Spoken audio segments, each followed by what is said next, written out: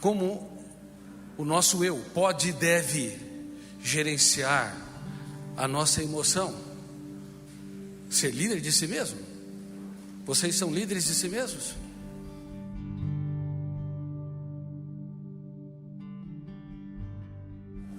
Queridos amigos, por favor, abra um leque da sua mente para que você entenda minimamente quem você é e o que você pode fazer para ser uma pessoa mais feliz, relaxada, realizada e saudável numa sociedade altamente doente, estressante. Seja porque as pessoas têm preconceitos, achando que quem tem um transtorno psiquiátrico é uma pessoa frágil. Quem não reconhece os seus fantasmas mentais, quem não mapeia a sua história, leva para o seu túmulo os seus conflitos. E a maioria o leva nesta belíssima e brevíssima trajetória existencial. Em primeiro lugar, todos vocês já escreveram uma biografia completa, produzida por um biógrafo inconsciente e implacável que está no seu cérebro.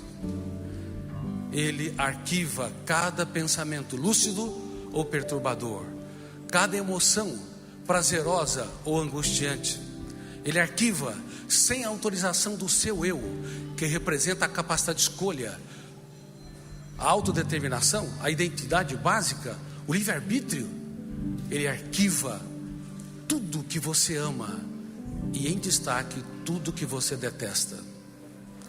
Tente excluir pessoas da sua vida, que o biógrafo do cérebro, registro automático da memória, vai arquivá-lo de forma privilegiada, formando janelas, que são áreas de leituras, por onde você vê, enxerga e reage à vida.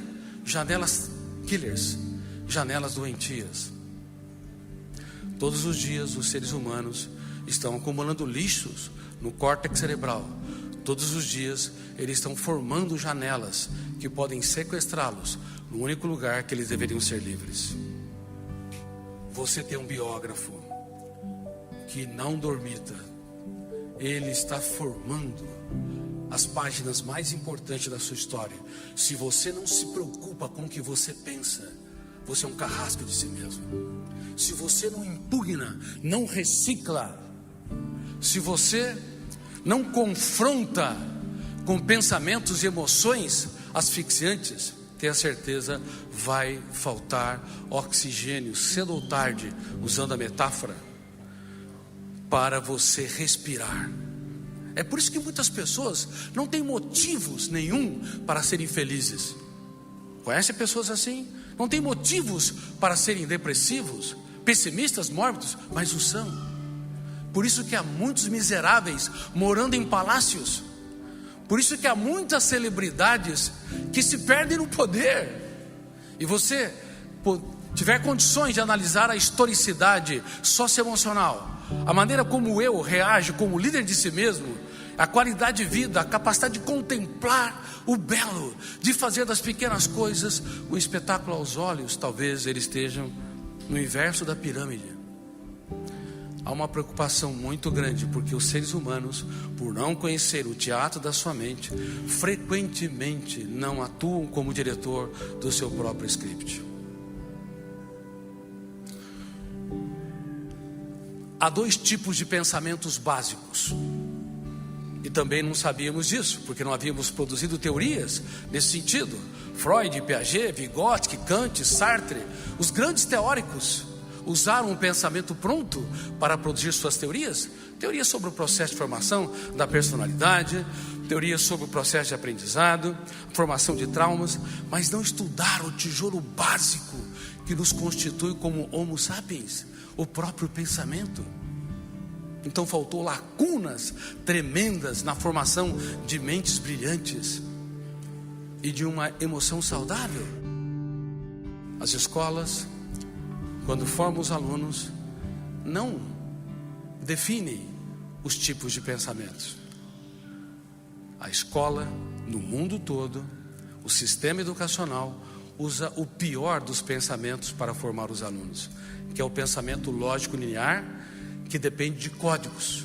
Eu estou falando num código, sistema de código linguístico em português. Outros falam em mandarim, em inglês, não importa.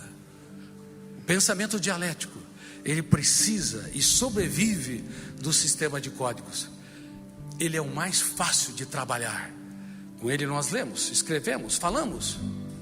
Mas é o mais pobre para você gerenciar sua emoção, desenvolver saúde emocional e libertar a sua criatividade para dar respostas inteligentes nas situações estressantes. Tem sido um grito solitário, evidenciando que o sistema educacional mundial está doente, formando pessoas doentes para uma sociedade doente. Os professores são notáveis, mas houve um erro histórico nos últimos séculos, quando a educação ela foi difundida e penetrou no tecido das sociedades. Você ensina matemática, química, física, biologia. Você aprende essas matérias usando o pensamento dialético. Só que há um pensamento rebelde aos códigos, rebelde às convenções, que é a matriz mais sofisticada para um ser humano desenvolver sua capacidade de criar, se reinventar, ousar e escrever os capítulos mais nobres da sua história nos momentos mais difíceis da sua vida. Ele se chama pensamento antidialético ou imaginário. Todos vocês são cineastas. Quem de vez em quando aqui faz na sua mente um filme de terror?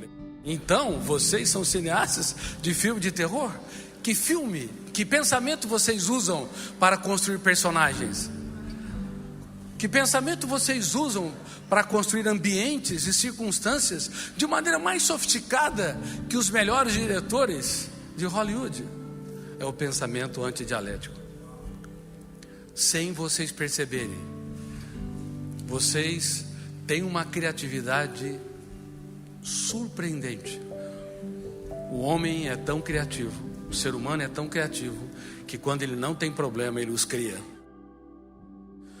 Como nós não aprendemos a lidar com o pensamento rebelde aos códigos, o pensamento imaginário ou antidialético, ele fica irresponsavelmente solto na mente humana. Quando você sofre por antecipação, tenha certeza, você usou muito mais que o pensamento dialético, lógico.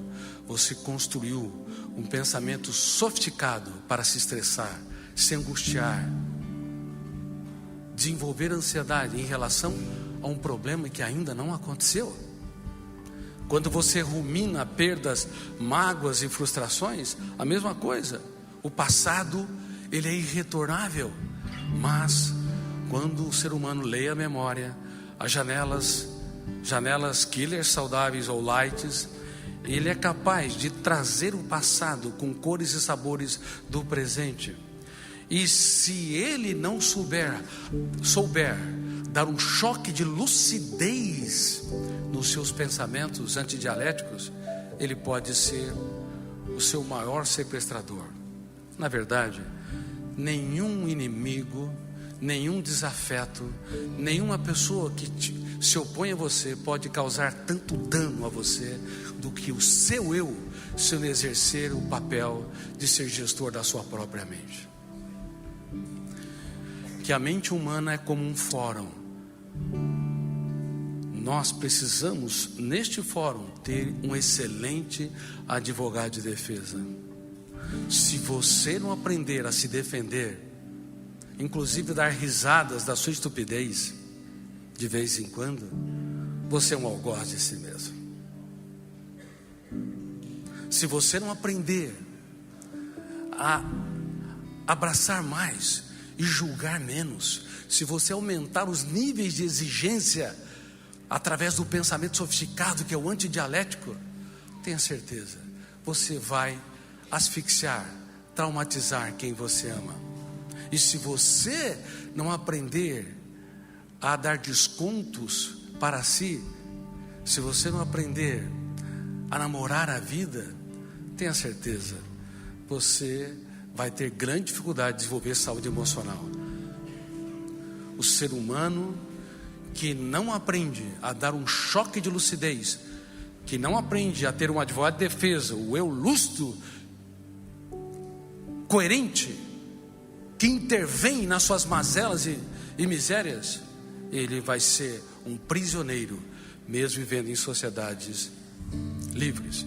Por isso que nós temos preconizado uma técnica chamada DCD: duvidar, criticar e determinar.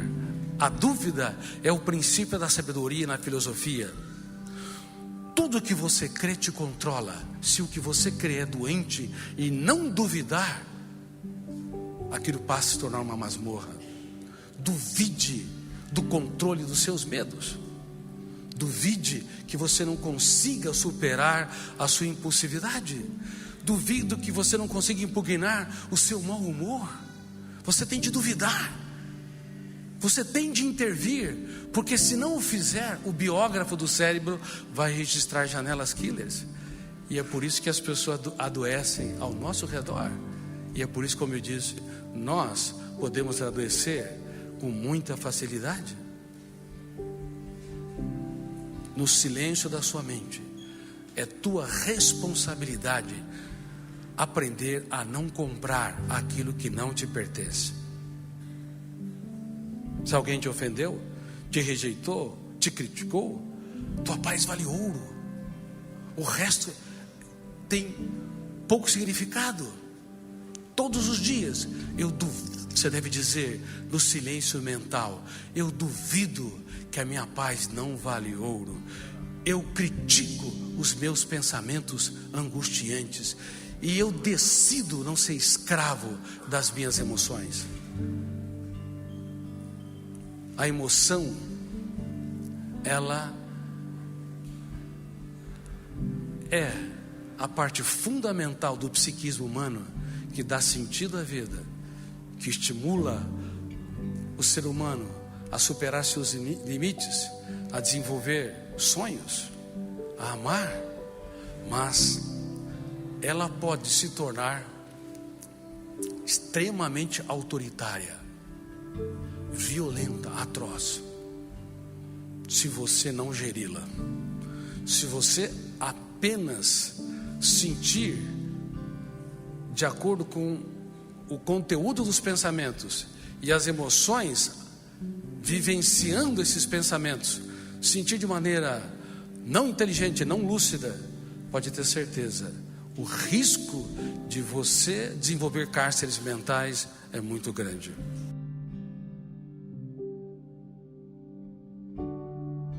Há tantas coisas pequenas que deflagram grandes discussões. Quando você perde o autocontrole, quando você quer ganhar o debate e não o coração,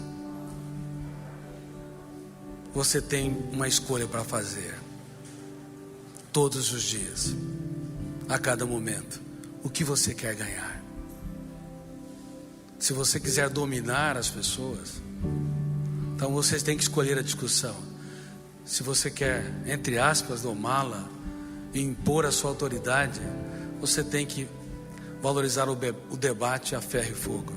Mas se você quiser ganhar o coração, você tem de aprender algumas ferramentas para ser líder de si mesmo. Caso contrário, ninguém será líder no ambiente social se não for líder da sua própria emoção. O que você prefere? O que você procura? O que você tem conquistado? Que legado você tem deixado? Quantas pessoas precisam dos seus abraços e têm as suas críticas? Eu quase não tenho tempo. Mas não é a falta de tempo que é o grande problema, é o uso atroz do pouco tempo que nós temos. Nós precisamos aprender técnicas que encantam a vida, que promove os outros e não os asfixiam, que irriga a nossa história com o prazer de viver. Uma pessoa impactante que deixa um legado, ela critica menos e abraça mais. Ela é rica em aplaudir e ela é pobre, muito pobre em diminuir. Tem feito isso? Eu espero que vocês se coloquem como seres humanos inacabados, em construção. Que vocês sejam profundamente apaixonados pela vida, mesmo quando o mundo desabar sobre vocês.